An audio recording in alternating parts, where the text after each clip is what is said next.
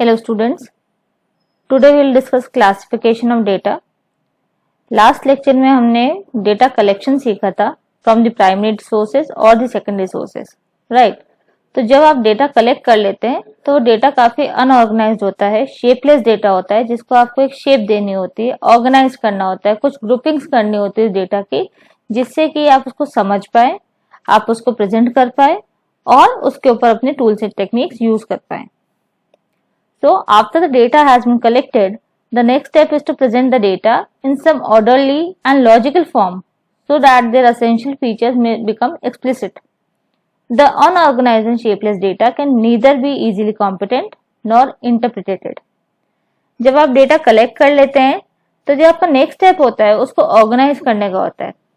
For example, आप नीचे देखिए आपके पास यहाँ पे कार, एलिफेंट, डॉग, फ्लावर, यानी आपने जो अपना डेटा कलेक्ट करा था उसको आपने अलग अलग ग्रुप्स में डिवाइड कर दिया है. आपने सारी कार यहाँ पे एक साथ ले लिए, सारे एलिफेंट्स आपने एक साथ ले लिए, सारे डॉग्स आपने एक साथ ले लिए. तो आपने क्या करा, अपने डेटा को एक प्रॉपर प्रेजेंटेशन दे दिया, राइट. आपने इसके प्रॉपर ग्रुप्स बना दिए जिससे कि अब हम जब इस डेटा को देखेंगे तो we can identify what type of cars we have, what type of elephant we have, what type of dog we have. तो आप आराम से उन्हें बता सकते हैं. These are some definitions for your classification.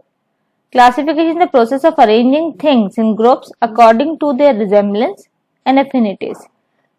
आप उनको resemblance के हिसाब से या उनकी affinities के हिसाब से उनकी grouping बनाएं, ठीक है. Classification is the process of arranging data into sequences and groups according to their common characteristics और separating them into different but related parts. आप जब उनके ग्रुप्स बनाते हैं तो उनको आप कॉमन कैरेक्टरिस्टिक्स के हिसाब से ग्रुप्स बनाएं. जैसे अभी हमने एग्जाम्पल करा, एग्जाम्पल में आपने देखा कि आपने सारी कार एक साथ ले लिए, सारे एलिफेंट्स एक साथ ले लिए. तो ये क्या करा, आपने उनकी कॉमन कैरेक्टरिस्टिक्स के हिसाब से उनके ग्रुप्स बना दिए आपने. The process of grouping large number of individual facts and observations on the basis of similarity among the items is called classification. Classification वो प्रोसेस है जिसमें कि आप जो आपके पास large number of individual facts या observations होती है उनको कुछ किसी न किसी similarity के basis पे आप groups बना लेते हैं. These are some characteristics of classification. Classification performs homogeneous grouping of data. Homogeneous यानी similar तरह का, सिमिलर जिनकी करेक्टरिस्टिक्स होती है उनके आपको ग्रुप्स बनाने होते हैं. आप इसमें सिमिलरिटीज और डिसिमिलरिटीज को निकाल लेते हैं, ठीक है, क्योंकि सिमिलर आइटम आप एक साथ कर लेंगे और डिसिमिलर आइटम्स को आप हटाते जाते हैं.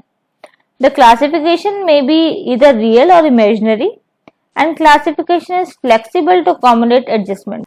क्लासिफिकेशन आपका रियल भी हो सकता है, इमेजिनरी भी हो सकता है, और जो क्लासिफिकेशन है वो फ्लेक्सिबल भी है, आप अपने हिसाब से उसमें एडजस्टमेंट भी कर लेते हैं. ऑब्जेक्टिव्स क्या हैं? To condense the mass of data in such a way that their similarities and dissimilarities become very clear. देखिए, जब हम क्लासिफाई करते हैं डेटा को तो हमारा मेन ऑब्जेक्टिव तो यही है कि उसकी इस तरह से हम ग्रुप्स बनाएं सिमिलरिटीज के हिसाब से जिससे कि आप अपना स्टैटिस्टिकल एनालिसिस उस पर आराम से कर सके, right.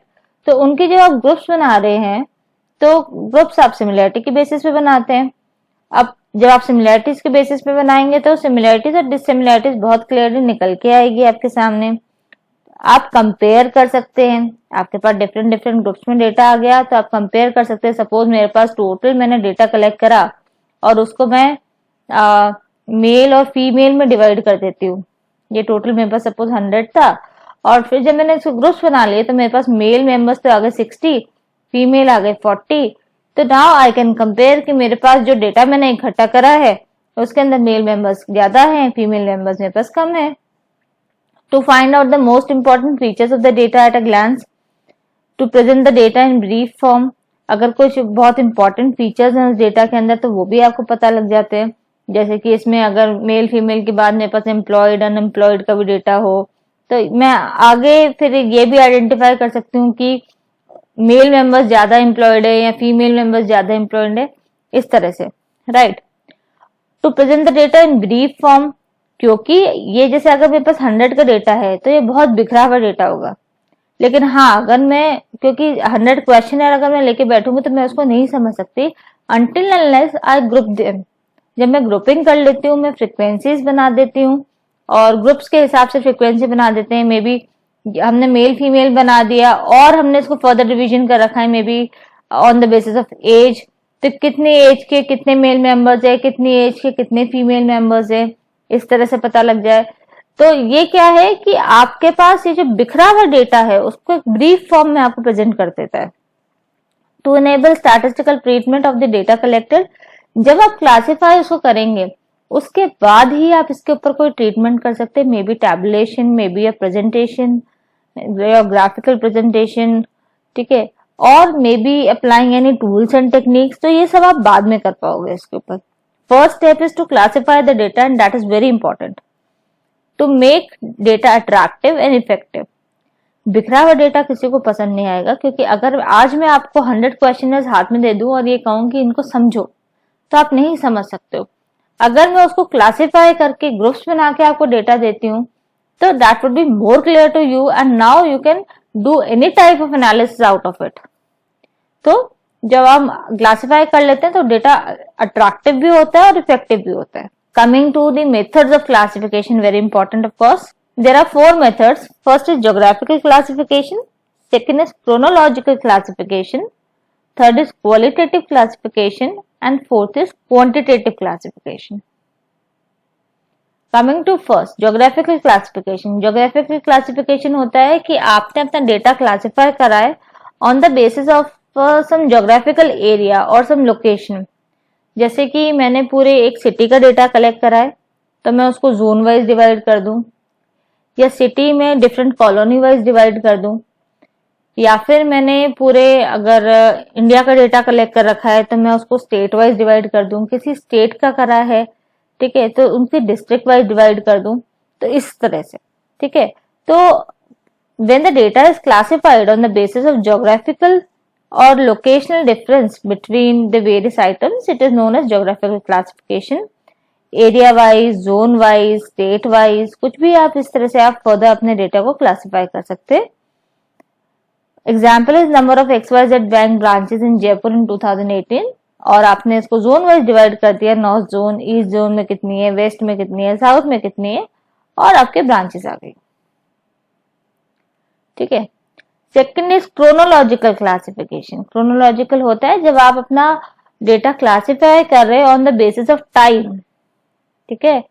Time may be years, may be months, may be week, may be days, ठीक है, और मे बी क्वार्टर्स, और सिर्फ एक ही दिन का है तो मे बी आवर्स। तो ये जब आप डेटा अपना क्लासिफाई कर रहे हैं टाइम के बेसिस पे, हर एक साल का अलग अलग डेटा क्लासिफाई कर लो, एक एक साल के ग्रुप्स बना लीजिए, ठीक है। या फिर हमने एक ही साल का डेटा कलेक्ट करा है तो हम उसको मंथ में डिवाइड कर दें, या एक ही मंथ का कलेक्ट करा है तो उसको वीक में कर दें, एक वीक का डेटा है तो उसको डेज में कर दूं, ठीक है। या मेरे पास पूरे साल का है डेटा लेकिन मैं उसको क्वार्टर्स में भी डिवाइड कर सकती हूँ, आवर्स में भी डिवाइड कर सकते हैं हम। अगर शॉर्ट पीरियड का डेटा है तो उसको आवर्स में भी डिवाइड कर सकते हैं, right. Classifying the data on the basis of time is known as chronological classification. Coming to next is qualitative classification. That is on the basis of some quality, some attribute, जिसको आप quantitative term में measure नहीं कर सकते। For example, sex, literacy, religion, employment, quantitative terms में measure नहीं कर सकते, qualitative terms में ही measure कर सकते हो, ठीक है। जो qualitative classification होता है वो दो तरह का होता है, one is simple and one is manifold।